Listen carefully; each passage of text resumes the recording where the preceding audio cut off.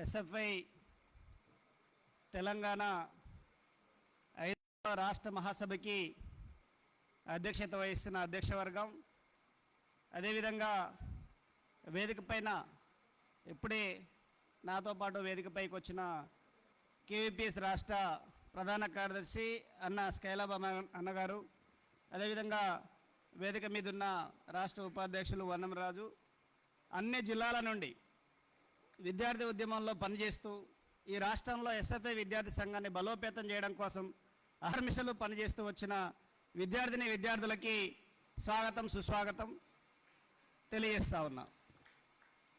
మీరు లాస్ట్ మూమెంట్లో ఉన్నారు కాబట్టి నేను ఇప్పుడు వచ్చినా కాబట్టి స్వాగతం తెలియజేస్తా ఉన్నా. సరే, ఈ చివరి రోజు మహాసభ, ఇప్పటికే మీరు అనేక విషయాలను చర్చించుంటారు. మా జిల్లా నుంచి కూడా ప్రతినిధులు వచ్చినారు. నేను ఎస్ఎఫ్ఐగా ఉమ్మడి ఆంధ్రప్రదేశ్ రాష్ట్ర అధ్యక్షుడిగా 2005 నుంచి 2008 వరకు పనిచేయడం జరిగింది. అప్పుడు రాష్ట్ర వ్యాప్తంగా చేసిన ఉద్యమ అనుభవాలను మీతో పంచుకోవాలని చెప్పి సందర్భంగా నేను అనుకుంటా ఉన్నా. ఇప్పటికే మీ కార్యక్రమాల రిపోర్ట్లో కానీ మీరు చేసిన ఉద్యమాలకు సంబంధించి చాలా అంశాలను చర్చించుకొని ఉంటుంటారు.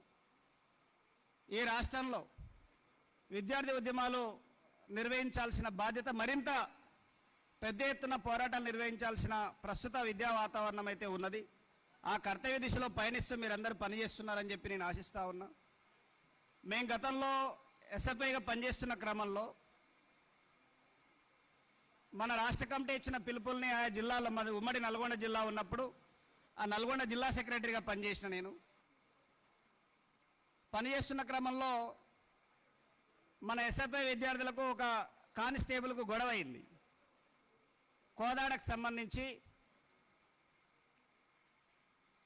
అమ్మాయిల్ని పోలీస్ కానిస్టేబులే బస్టాండ్ దగ్గర కొద్ది ఇబ్బందులకు గురి చేస్తూ ఉంటే మన ఎస్ఎఫ్ఐ వాళ్ళు ఎట్లనైనా ఈయన గుణపాఠం చెప్పాలని చెప్పి అనుకొని ఒకసారి రాస్తారోక చేస్తున్న సందర్భంగా సివిల్ డ్రెస్లో మా దగ్గరికి వస్తే అప్పటికే మన వాళ్ళు ఎట్లాగో గట్టి కౌంటర్ చెప్పాలని చెప్పి ఆలోచన చేసి ఆ రాస్తారోక చేస్తున్న క్రమంలో హైవే అది, ఆయన వచ్చి మళ్ళీ అక్కడ మన ఎస్ఎఫ్ఐ నాయకులతో గొడవ పడతా ఉంటే ఇక వదిలిపెట్టేది లేదు, వీని ఈసారి గట్టిగా బుద్ధి చెప్పాలని చెప్పి ఆ రాస్తారోకోలకి అందులోకే గుంచి మెత్త కొట్టడం జరిగింది.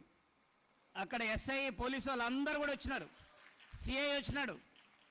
అయితే డ్రెస్లో లేడు ఈయన కానిస్టేబుల్, మీరు ఎట్లా కొడతారా అని చెప్పి అప్పుడు నరసింహారెడ్డి అనే ఎస్ఐ ఉండే, ఆయన వచ్చి మా మీద నాన్ బెయిలబుల్ పెట్టి 2 రోజులు హుజూర్నగర్ జైలుకు పంపినా పోయినాం. కానీ ఇక్కడ ఎస్ఎఫ్ఐ విద్యార్థుల్ని లేదా కాలేజ్ అమ్మాయిల్ని ఇబ్బంది పెడుతున్న వీడిని మాత్రం వదిలిపెట్టొద్దని చెప్పి గట్టిగా బుద్ధి చెప్పడం జరిగింది ఆ కోదాడ రాస్తారోకలో. అదే కాదు, మా జిల్లాకి మొట్టమొదటిసారి రాజశేఖర రెడ్డి గారు ముఖ్యమంత్రి అయిన తర్వాత నల్గొండ జిల్లాలో ఫస్ట్ బహిరంగ సభ పెట్టినారు. ఆ బహిరంగ సభకి ముఖ్యమంత్రి వస్తున్నప్పుడు రాష్ట్ర కమిటీ కొన్ని పిలుపులు ఇచ్చింది. పెండింగ్ స్కాలర్షిప్స్ ఉన్నాయి, వీటిని విడుదల చేయించాలి, దీని మీద ఫైట్ చేయమని చెప్పి పిలిపిస్తే మేము జిల్లా కమిటీకి అనుకున్నాం ఏం చేయాలని. వచ్చేది ముఖ్యమంత్రి, మన విద్యార్థులకు ఏం చేయగలుగుతాం, మామూలుగా ప్లేకార్డ్స్ బట్టి చేస్తుంటాం కదా, ఏదో ఒకటి చేద్దామని చెప్పి అనుకొని ఆ బహిరంగ సభ స్థలాన్ని ముందు పోయి పరిశీలన చేసినాం. అసలు సీఎం సభ ఎక్కడ, రెక్కి నిర్వహిస్తారంటారు కదా, ఆ పద్ధతుల్లో ఒక ప్లాన్ చేసినాం. అట్లా పోయి ఆ సభ దగ్గర మన నిరసన ఎట్లా చేయాలి, సీఎం సభ ఎక్కడ, చైర్స్ ఎక్కడ అంతా ప్లాన్ తీసుకున్న తర్వాత మరుసటి రోజు సభ స్టార్ట్ అయ్యే టైంకి రాజశేఖర రెడ్డి గారు లేచి మాట్లాడుతుండగానే ఒకేసారి వందలాది మంది అమ్మాయిలు విద్యార్థులు ఎస్ఎఫ్ఐ జిందాబాద్ అని చెప్పి ఎస్ఎఫ్ఐ జెండాల్ని రాజశేఖర రెడ్డి ముందు పెట్టిన పరిస్థితి. అక్కడ పోలీసులు, ఇంటెలిజెన్స్ వ్యవస్థ, మొత్తం రాజకీయ నాయకులు, కాంగ్రెస్ కార్యకర్తలు వేలాది మంది ఉన్నారు అక్కడ. మేము పోయింది 200 మంది. కానీ ఏ ఒక్కరు ఖాళీగా లేకుండా ప్రతి ఒక్కరు జెండా తీసిరు, కర్ర పట్టుకున్నారు, గట్టిగా నినాదాలు వేయడంతో రాజశేఖర రెడ్డికి ఏం చేయాలనో అర్థం కాలేదు. పోలీసు వాళ్ళంతా ఎస్ఎఫ్ఐ జెండాల దగ్గరికి వచ్చినారు. సభ ఆగిపోయింది.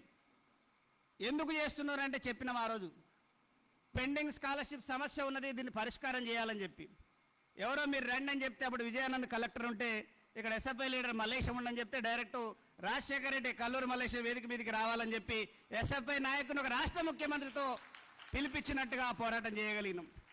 అక్కడ పిలిచి మాట్లాడమే కాదు, మీరు ఈ స్కాలర్షిప్ సమస్య పరిష్కారం చేస్తేనే పోతామని చెప్పినాం. ఆయన అదే వేదిక మీద పెండింగ్లో ఈ రాష్ట్రంలో ఉన్న 487 కోట్ల స్కాలర్షిప్ నేను మంజూరు చేస్తున్నా అని చెప్పి అదే వేదిక పైన ప్రకటించేటట్టు చేయగలిగిన ఎస్ఎఫ్ఐగా అనేక పోరాటాలు విద్యార్థి ఉద్యమంలో చేస్తున్న క్రమంలో ఇవన్నీ ఇలాంటి అనేక అనుభవాలు మీకు ఉండుంటాయి, చేస్తుంటారు.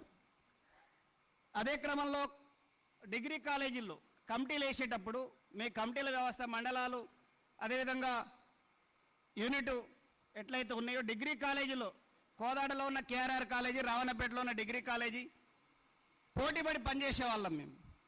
ఒక డిగ్రీ కాలేజీలో కమిటీ వేయాలనంటే అక్కడ గ్రూపుల వారీగా కమిటీ వేయాలని చెప్పి బీఎస్సీ ఎంపీసీలో కమిటీ, బీజెడ్సీలో కమిటీ, బీఏలో కమిటీ, బీకాంలో కమిటీ, గ్రూపుల వారీగా కమిటీలు వేసి ఆ కమిటీల అధ్యక్ష కాలేజీ కమిటీలో పెట్టి ఒక కాలేజీ కమిటీని ఒక డివిజన్ కమిటీ లాగా చేసిన అనుభవాలు విద్యార్థి సంఘంలో ఉన్నాయి.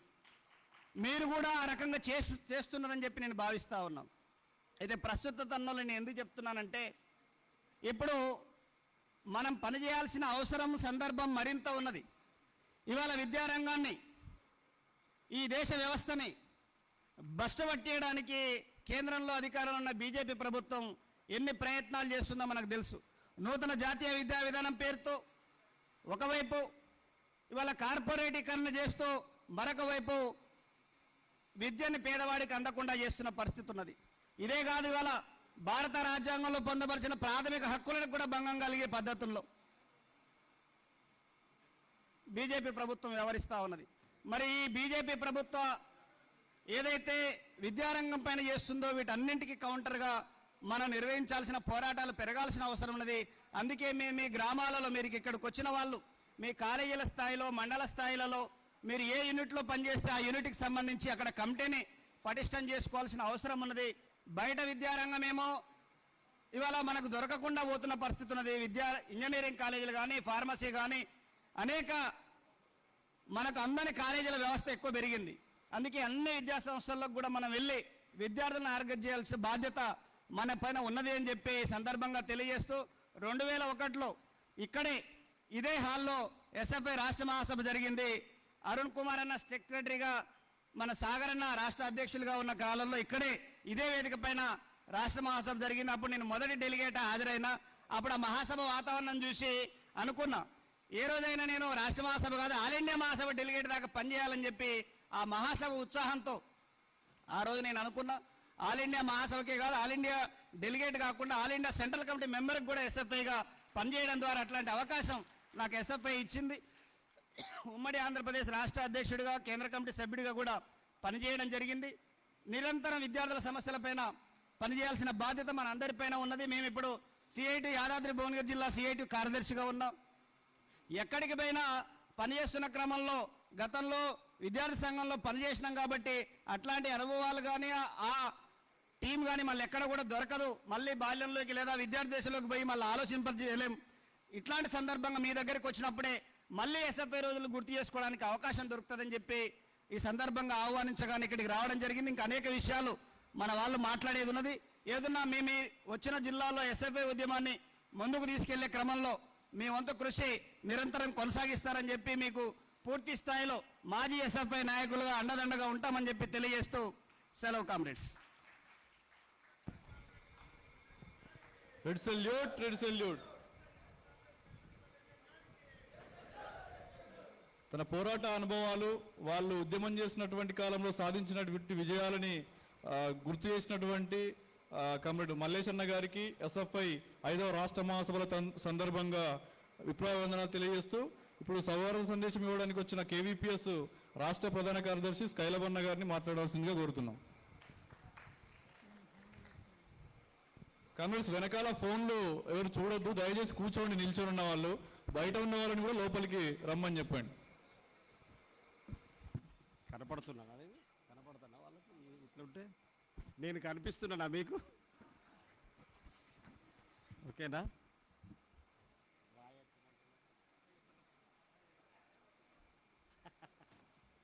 ఇప్పుడు కనిపిస్తున్నానా?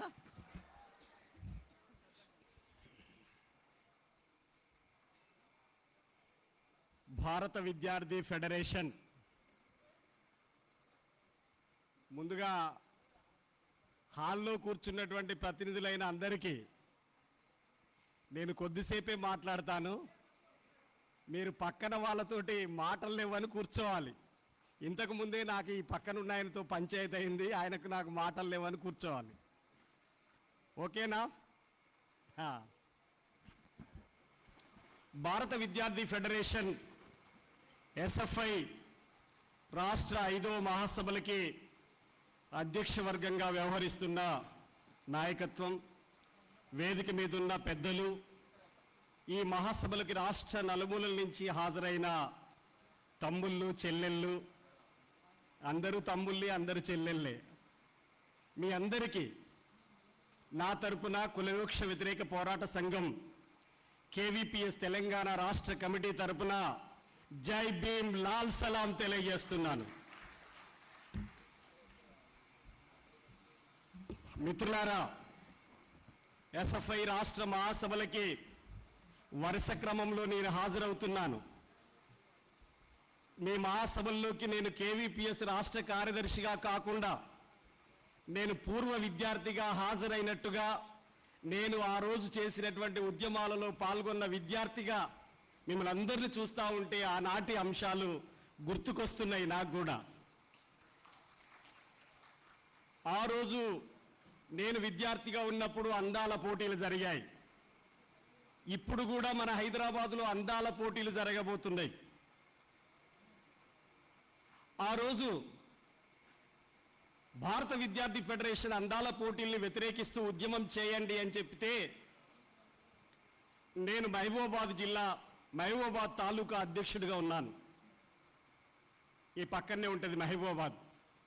ఆ మహబూబాబాద్లో రోడ్ల మీద గోడల మీద అందాల పోటీల్ని వ్యతిరేకించండి, అందం ఎవరికి ఉంటుంది, నా చెల్లెలి అందం పరాయి వ్యక్తి యొక్క చెల్లెలి అందానికి పోటీ పెడితే నా తల్లి గొప్పదా, పలానా ఎదుర్కొన్నటువంటి వ్యక్తి తల్లి గొప్పదా అంటే ఏం చెబుతావు? కాకి పిల్ల కాకికే ముద్దు, కాకి నల్లగా ఉంటుంది అని చెప్పేసి నువ్వు ఈసడించుకుంటే ఆ కాకి యొక్క తల్లి తన బిడ్డ ఎంత అందముందో పోల్చుకుంటుంది. అందుకని అందాల పోటీలు అనేటువంటిది ఈరోజు అది సామ్రాజ్యవాద కల్చర్కు సంబంధించినటువంటిది, పాశ్చాత్య కల్చర్కు సంబంధించినటువంటిది. దీన్ని ఖచ్చితంగా వ్యతిరేకించి తీరాలని చెప్పేసి ఆ రోజే భారత విద్యార్థి ఫెడరేషన్ గట్టిగా వ్యతిరేకించడం జరిగింది. నేను మీ దృష్టికి కొన్ని విషయాలు తీసుకొస్తాను. భారత రాష్ట్రపతిగా అబ్దుల్ కలాం గారు ఉన్నప్పుడు ఒక డిగ్రీ చదువుతున్నటువంటి విద్యార్థి వచ్చి, సార్ మీ స్వీట్ ఆటోగ్రఫీ కావాలి అని చెప్పేసి అడిగారు. అడిగితే అప్పుడు అబ్దుల్ కలాం గారు 1వ నెంబర్ వేసి చదువు అని రాశాడు, దాని కింద 2వ నెంబర్ వేసి చదువు అని రాశాడు, దాని కింద 3వ నెంబర్ వేసి చదువు అని రాశాడు. అప్పుడు ఆ డిగ్రీ చదువుతున్న అమ్మాయి అడిగింది, అదేంటి సార్ 3 సార్లు చదువు చదువు చదువు అని చెప్పారు, ఒక్కసారి అని చెప్తే నాకు అర్థం కాదా సార్ అని. అయినా నేను స్వీట్ ఆటోగ్రఫీ కావాలంటే మీ సిగ్నేచర్ పెట్టి నాకు ఇవ్వాలి కదా, మీరు ఇట్ట రాసిచ్చారేంటి సార్ అని అడిగితే అప్పుడు రాష్ట్రపతి అబ్దుల్ కలాం చెప్పాడు. రాష్ట్రపతి అబ్దుల్ కలాం కంటే ముందు 1949లో చైనా దేశాన్ని విముక్తి చేసినటువంటి మహావిప్లవ యోధుడు మావో జెడాంగ్ ఒక మాట చెప్తాడు. ఆ వెలుగులోకి వెళ్ళి రాష్ట్రపతి అబ్దుల్ కలాం ఆ స్వీట్ ఆటోగ్రఫీ రాశాడు. ఆయన ఏం చెప్పాడు ఆ రోజు? ఈ రోజు రాష్ట్రపతి అబ్దుల్ కలాం ఏం చెప్పాడు? 1 ప్రజలు, 2 ప్రజలు, 3 ప్రజలు అని చెప్పేసి మావో చెప్పాడు. రాష్ట్రపతి అబ్దుల్ కలాం ఏం చెప్పాడు? 1 చదువు, 2 చదువు, 3 చదువు అని చెప్పాడు. ఏమిటి దీని అర్థం? నేను చైనా మావో ఎందుకు చెప్పాడు 1 ప్రజలు, 2 ప్రజలు, 3 ప్రజలు అంటే అది ప్రజలందరికీ బయట చెప్తాను. కానీ ఇప్పుడు రాష్ట్రపతి అబ్దుల్ కలాం చెప్పింది మాత్రం నేను మీ దృష్టికి తీసుకొస్తాను. అమ్మా తల్లి, 1వ నెంబర్ చదువు, నువ్వు చదువుతున్న పాఠ్య పుస్తకాలను చదువు. 2వ నెంబర్ చదువు, నువ్వు చదువుకోవటానికి మీ తల్లిదండ్రులు పడుతున్న చెమట చుక్కల్ని చదువు అంటాడు. 3వ నెంబర్ చదువు, ప్రపంచంలోకెల్లా అత్యంత సంక్లిష్టమైనటువంటి దుర్మార్గమైనటువంటి అనేక రకాల అసమానతలు, ఆధిపత్యాలు, అవమానాలు కలిగి ఉన్నటువంటి ఈ దేశంలో ఉన్నటువంటి ఈ అన్ని రకాల అసమానతల్ని చదువు తల్లి అని చెప్పాడు. అంటే పాఠ్య పుస్తకాల్ని మాత్రమే చదివితే చదువు కాదు. పాఠ్య పుస్తకాలు అనేటువంటి విద్య అనేది ఉపాధిని నిర్దేశించాలి. విద్య అనేది సమాజ మార్పును నిర్దేశించాలి. విద్య అనేది ఆటవిక యుగం నుంచి ఆధునిక యుగం వైపు బాటలు వేయాలి. అది మాత్రమే విద్య అవుతుంది. కేవలం పాఠ్య పుస్తకాలు చదివే వాళ్ళకి ఏమి నాలెడ్జ్ వస్తుంది? మీరు చూడండి, నేను 1995లో గుంటూరులో ఎస్ఎఫ్ఐ రాష్ట్ర క్లాసులు 10 రోజుల పాటు జరిగితే ఆ రోజు 300 రూపాయలు 10 రోజులు రాష్ట్ర క్లాసులు జరిగేది.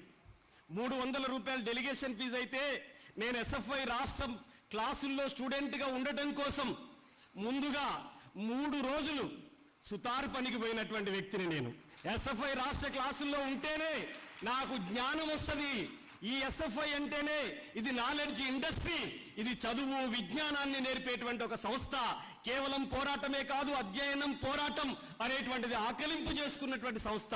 అంతేకాదు, ఇది పోరాటంలో రాటుదేలినటువంటి సంస్థ. ఇది గల్లీ నుంచి ఢిల్లీ వరకు అజరామరంగా ఎగురుతున్నటువంటి జెండా. స్వాతంత్రం, ప్రజాస్వామ్యం, సోషలిజం అనేటువంటి లక్ష్యాలు కలిగినటువంటి జెండా ఈ జెండా. అందుకే ఇట్లాంటి సమున్నత లక్ష్యాలు కలిగినటువంటి ఈ జెండాని పట్టుకున్న మనం ఈనాడు ఏం చేయాలి? భారత విద్యార్థి ఫెడరేషన్ ఎస్ఎఫ్ఐలో ఉండటం అంటే ఏమిటి? ఈ దేశంలో ఎన్ని రకాల అసమానతలు ఉన్నాయి, ఎన్ని రకాల ఆధిపత్యాలు కొనసాగుతున్నాయి, వాటన్నిటిని క్షుణ్ణంగా అధ్యయనం చేయాలి. మిగతా వాళ్ళకి అర్థం కాదు. చాలా మంది మీరు చూడాలి, ఎస్ఎఫ్ఐ లీడర్లు మాత్రమే అనేక ర్యాంకులు సాధించే విద్యార్థులకు ఉండేవి. ఎందుకని? భారత విద్యార్థి ఫెడరేషన్ ఎస్ఎఫ్ఐలో అర్థశాస్త్రం చెప్తారు, తత్వశాస్త్రం చెప్తారు, హిస్టరీ చెప్తారు, జీవశాస్త్రం చెప్తారు, భూమి పుట్టుక చెప్తారు. అన్ని రకాల జ్ఞానం ఇక్కడ వస్తుంది. పాఠ్య పుస్తకాల్లో అనేక వక్ర మార్గాలు ఉంటాయి, అశాస్త్రీయ భావాలు ఉన్నాయి. శాస్త్రీయత కొంతమేరకే ఉన్న శాస్త్రీయం ఎక్కువ ఆ పాఠ్య పుస్తకంలో జొప్పించబడింది. కాబట్టి ఒక శాస్త్రీయ విద్యా విధానం కోసం పనిచేస్తున్న సంఘం భారత విద్యార్థి ఫెడరేషన్. ఈనాడు ఉన్నటువంటి అంశం ఏమిటి? నేను మీ అందరికీ కొంతమంది రోల్ మోడల్స్ని చెప్పడం కోసం ఇక్కడికి రాలేదు. ఎందుకంటే మీరు అందరూ రోల్ మోడల్స్ని చదివి ఉన్నారు. కానీ అయినా కొన్ని విషయాలు చెప్పగలను. మహాత్మా జ్యోతిబా పూలే పేరు విని ఉంటారు మీరందరూ. జ్యోతిబా పూలే ఏమంటాడంటే, ఒక క్రిస్టియన్స్ అంతా కూర్చొని ఒక చర్చిలో ఉండి వాళ్ళందరూ ఓ ఫాస్టర్ బైబుల్ పట్టుకొని 2వ అధ్యాయం 11వ వచనము చదవమంటే అందరూ చదువుతారు. మసీదులో ఖురాన్ అందరూ చదువుతారు. కానీ హిందూ మతంలో ఉన్నటువంటి మత గ్రంథాలన్నిటిని మీరు చూడండి, కేవలం బ్రాహ్మణుడికి తప్ప అక్కడికి వచ్చిన ఏ ఒక్కరికి అర్థం కాదు. వాళ్ళందరికీ వాటిల్లో ఎట్లయితే అవగాహన కలిగి ఉంటుందో, ఈ వేద మంత్రాల్లో ఉన్నటువంటి అసలు జోస్యం ఏంటో బయటికి తెలిస్తే మొత్తం వేద మంత్రాలు, వీటి వెనకాల ఉన్నటువంటి మూఢ విశ్వాసాలు, మత ఛాందస భావాల్ని మట్టిలో పాతి పెడతారు అని చెప్పేసి మహాత్మా జ్యోతిబా పూలే అన్నాడు. ఆ రోజులలోనే ఆయన ఏం చెప్పాడు ఆ రోజు అంటే, పూలదండల పెళ్లిళ్ళు చేసుకోవాలని చెప్పాడు. పెళ్లిళ్ళ పేరిట, ఉత్సవాల పేరిట, వీటన్నిటి పేరిట మీరు డబ్బులు ఖర్చు పెట్టకండి. మీ పిల్లల పలకల కోసం, బలపాల కోసం, బట్టల కోసం డబ్బులు ఖర్చు పెట్టండి తప్ప వాటి కోసం ఖర్చు పెట్టమని అడగలే. ఉత్సవాలు, జాతరలు, పండుగల పేరు మీద డబ్బుల్ని దుర్వినియోగం చేయకండి అని చెప్పారు. ఈనాడు కండిషన్ ఏమిటి అనేది మీరు ఆలోచించండి.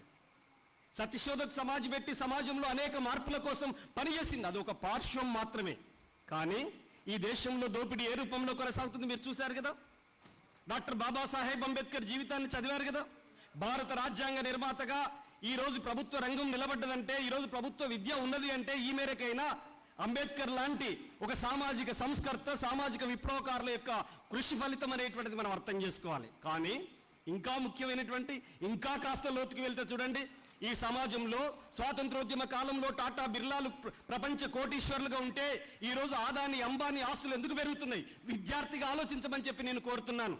మీరు ఒక గ్రామానికి వెళ్ళండి, ఈ బావి లోతు ఎంతుందని అడగండి. ఆ బావి లోతు ఎంతుందని అడిగేది ఎవరినంటే అక్షరం ముక్క రానటువంటి నిరుపేద రైతును అడగండి.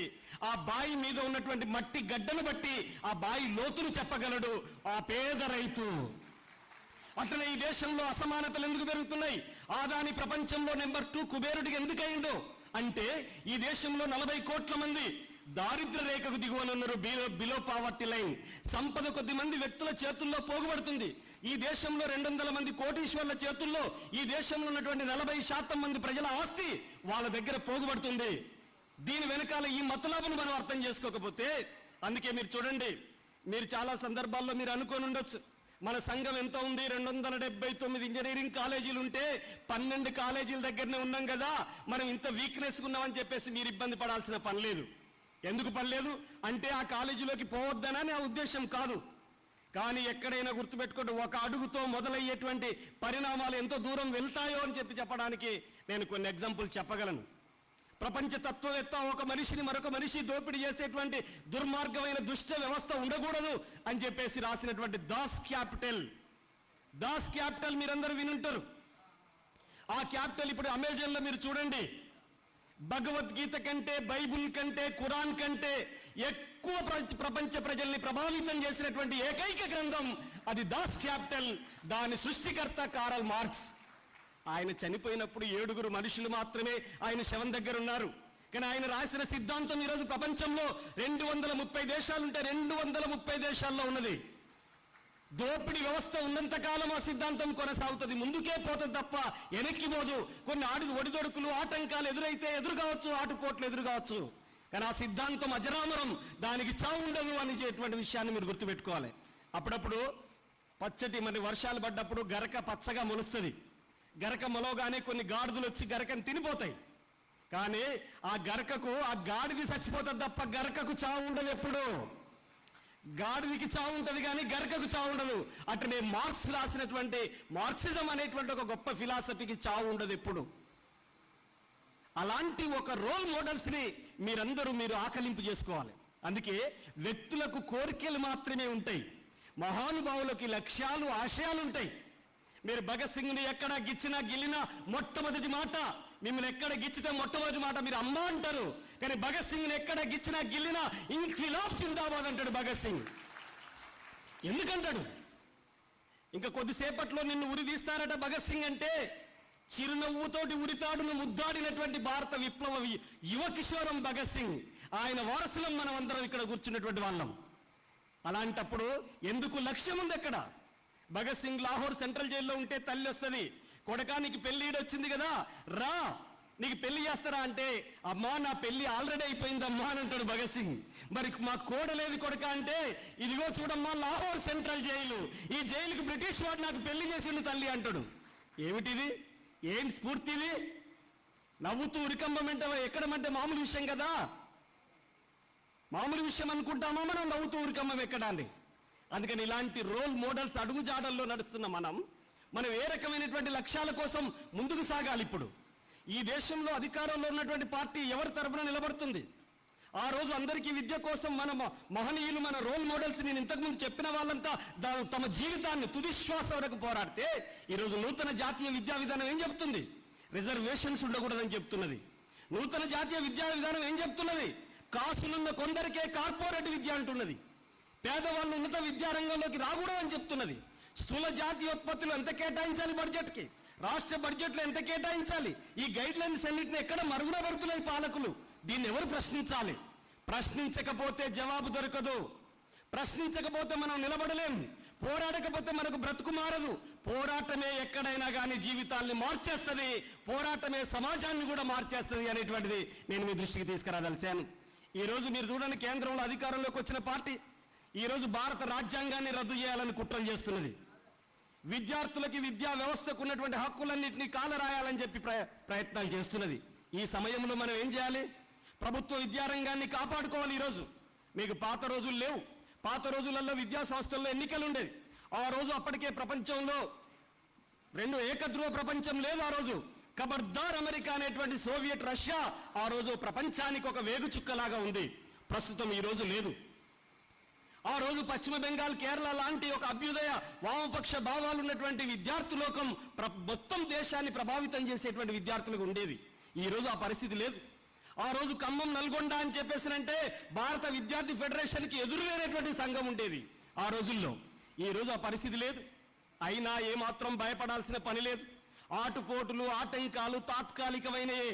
సాధించబోయేటువంటి లక్ష్యం దీర్ఘకాలికంగా ఉంటుంది. అది సత్ఫలితాలను తప్పకుండా ఇచ్చి తీరుతుంది అనేటువంటిది నేను మీ దృష్టికి తీసుకురాదలిశాను.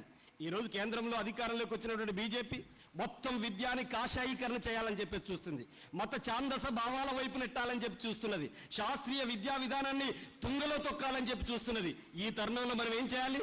శాస్త్రీయ విద్య కోసం, ఆధునిక విద్య కోసం, ఆధునిక భవిష్యత్తు కోసం, నేటి భవిష్యత్ తరాలకి మనం ఒక మార్గదర్శిగా భారత విద్యార్థి ఫెడరేషన్ ఉండబోవాలి.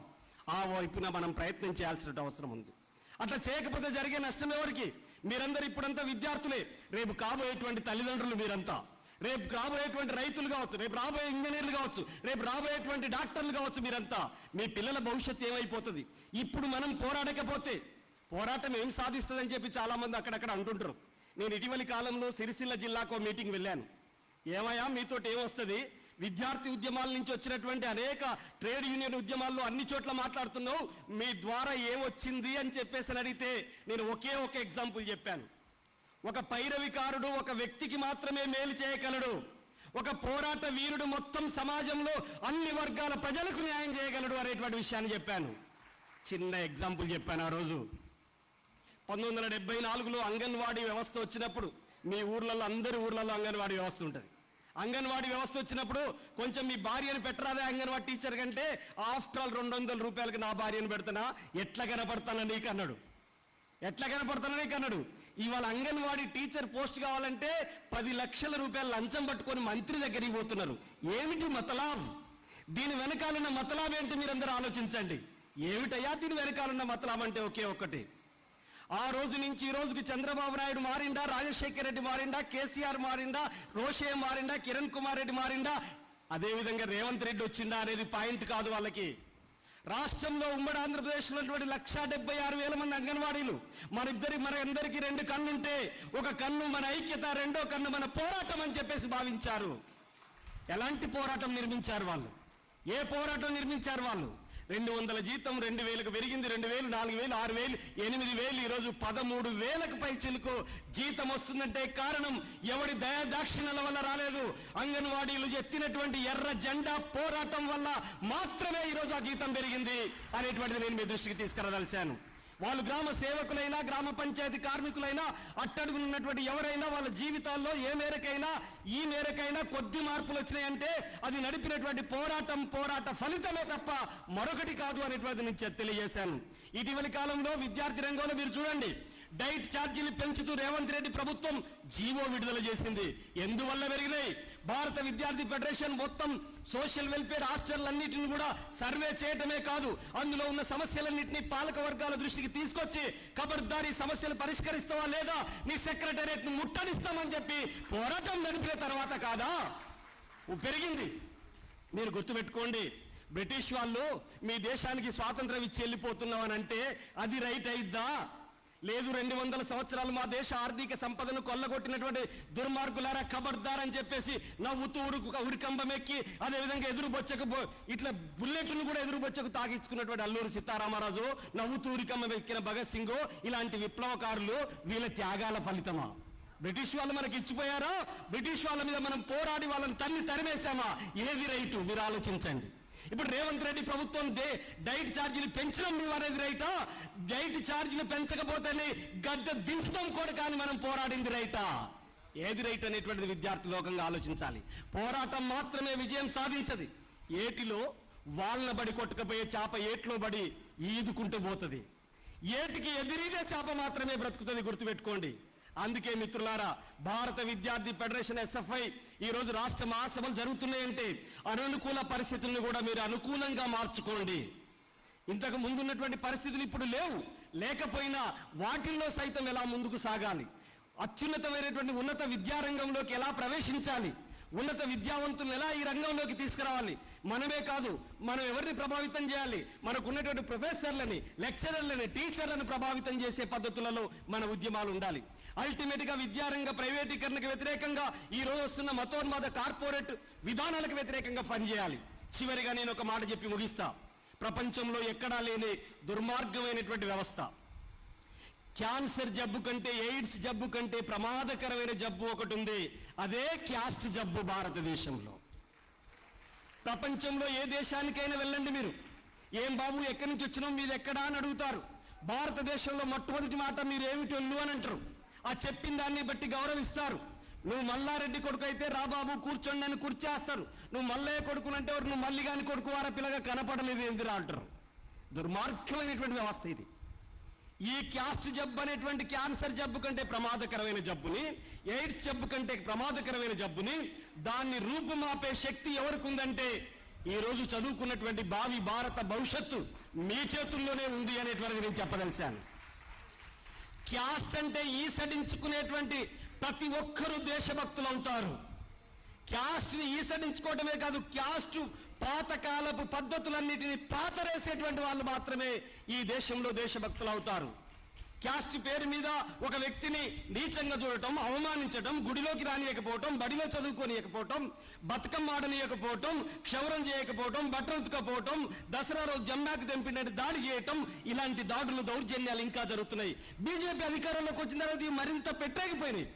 బీజేపీ పాలిత రాష్ట్రాల్లో చూడండి, నరేంద్ర మోడీ గారు సొంత రాష్ట్రం గుజరాత్లో ఒక దళిత యువకుడు గుర్రం ఎక్కిందని చెప్పేసి కింద పడేసి కొట్టి చంపారు. ఉత్తరప్రదేశ్ కూడా ఎవరిది రాష్ట్రం? యోగి ఆదిత్యనాథ్ పరిపాలనలో హత్రాస్లో ఏం జరిగింది మీరందరూ చూసి ఉంటారు. హత్రాస్లో ఒక దళిత యువతిని నాలుక కోసి నడుములు విరిచి చాలా దారుణంగా 4 గంటల పాటు గ్యాంగ్ రేప్ చేశారు. గ్యాంగ్ రేప్ చేసినటువంటి దుర్మార్గులలో బీజేపీ నాయకుడు కొడుకున్నాడు. దాంట్లో ఆ కుటుంబంలోకి వెళ్ళి మొన్న అక్కడ ఎన్నికలు జరిగితే ఒక టికెట్ ఇచ్చింది బీజేపీ. ఎంత దారుణం! బిల్కిస్ బానో కుటుంబంలో బిల్కిస్ బానోను చాలా చిత్రహింసలు పెట్టి చంపినటువంటి ఆ దుండగుల్ని వీళ్ళు దేశభక్తుల్లాగా వాళ్ళకు పూలదండలేసి తీసుకొచ్చినటువంటి పరిస్థితి ఉంది. అంటే మతోన్మాదం, హింస, కార్పొరేట్ ఇవంతా మిలాఖత్ ఈ రోజు దేశాన్ని వెళ్తా ఉంది. ఈ టైంలో మనం ఎలా ఉండాలి? ఇటీవల కాలంలో జరిగినటువంటి కాశ్మీర్లో జరిగినటువంటి పహల్గామ్ అంశాన్ని మత విద్వేషాలు రెచ్చగొట్టడానికి ఉపయోగపడుతున్నారు. కేంద్ర ప్రభుత్వం నిఘా వైఫల్యం ఏమిటి? 1,80,000 సైన్యాన్ని నింపాలి, ఎందుకు నింపలేదు? ఇట్లాంటి విషయాలన్నీ పక్కదో పోతున్నాయి. ఏటా 2 కోట్ల ఉద్యోగాలు ఇస్తానని ఎందుకు ఇవ్వలేదు? అదంతా పక్కకు పోతున్నది. దేశంలో జాతీయ గ్రామీణ ఉపాధి హామీ చట్టానికి ఎందుకు నిధులు తగ్గిస్తున్నారు? అదంతా పక్కకు పోతుంది. అన్నిటికంటే నుంచి విద్యారంగానికి ఎందుకు నిధులు తగ్గిస్తున్నారు? అవన్నీ పక్కకు పోతున్నాయి. హిందువా, ముస్లిమా, క్రైస్తవుడా, ఆ కులమా, ఈ కులమా, ఈ మతమా, ఆ మతమా, వీటి చుట్టూ తిప్పుతున్నారు. అసమర్థ పాలనని విద్వేషాల వైపు మళ్లిస్తున్నారు. ఈ టైంలో భారత విద్యార్థి ఫెడరేషన్ ఇంతకు ముందే పంజాబ్లో, అస్సాంలో వచ్చినటువంటి టెర్రరిస్టు ఉద్యమాలకు వ్యతిరేకంగా మా దేహం ముక్కలైన ఈ దేశాన్ని ముక్కలు కానివ్వమని చెప్పినటువంటి భారత విద్యార్థి ఫెడరేషన్ ఈ సందర్భంలో విద్యార్థి లోకాన్ని అప్రమత్తంగా దేశాన్ని సమైక్యంగా దేశ సమైక్యత సమగ్రత కోసం, మత సామరస్యం కోసం ఐక్యంగా నిలబెడతారని ఈ ఎస్ఎఫ్ఐ రాష్ట్ర మహాసభలు అత్యంత జయప్రదంగా ముగిసాలని, మంచి మంచి తీర్మానాలు చేయాలని, మంచి నిర్ణయాలు చేయాలని రాబోయేటువంటి మహాసభ నాటికి రాష్ట్రంలో అన్ని జిల్లాల్లో, అన్ని కాలేజీలలో, అన్ని విద్యా సంస్థల్లో, అన్ని హాస్టల్లో భారత విద్యార్థి ఫెడరేషన్ యొక్క పతాకం ఎవరెస్ట్నా ఎగరాలని చెప్పేసి కోరుతూ మీ మధ్యలో మాట్లాడే అవకాశం కల్పించినందుకు మరొకసారి కేవీపీఎస్ తెలంగాణ రాష్ట్ర కమిటీ తరఫున జై భీమ్, లాల్ సలాం తెలియజేస్తూ ముగిస్తున్నాను.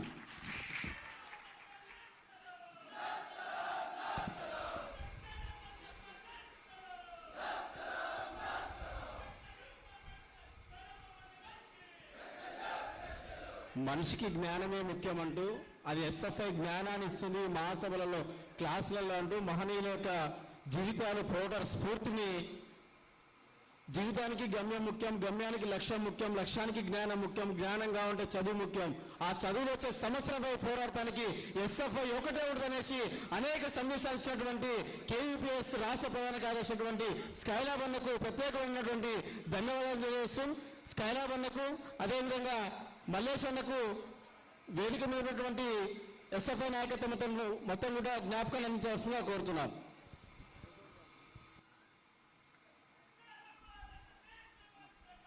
శిరీష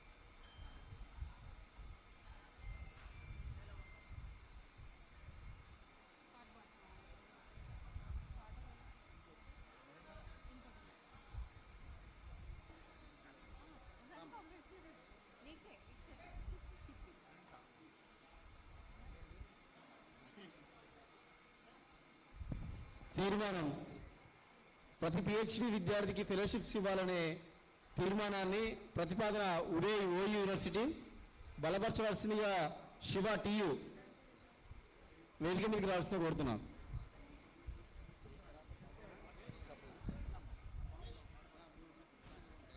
దీని తర్వాత